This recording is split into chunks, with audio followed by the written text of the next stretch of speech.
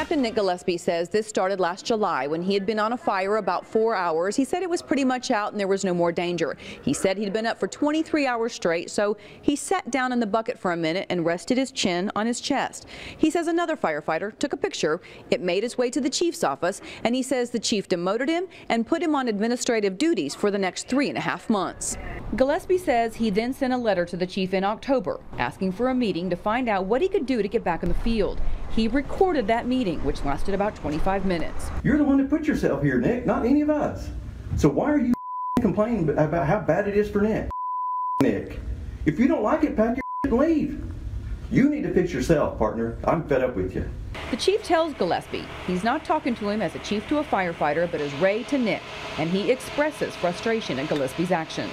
Okay, but you're a captain, and you should lead that group and let them know, even though you are tired, you still push and go the full extent, not sit down in the bucket. The chief tells Gillespie he's going to stay on that administrative job until the chief says otherwise. And he told Gillespie he should be grateful to have a job at all.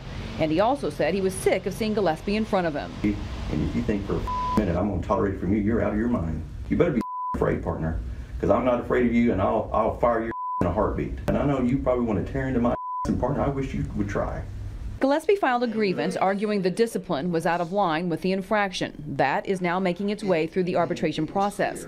Gillespie's attorney believes the chief violated city policy. This had been the city budget manager, if this had been the department manager of any other department across our city, and that manager used the same kind of conduct, language, and vulgarity that was used against Nick, they would be summarily fired on the spot. Chief Driskell does not get to operate under a different standard. I called the chief's office and the mayor's office. They both told me because this involves a city personnel issue, they can't comment at this time. I also called the fire union, and they gave us a statement, and you can read the entire statement at newson6.com. Lori Fulbright, News on 6.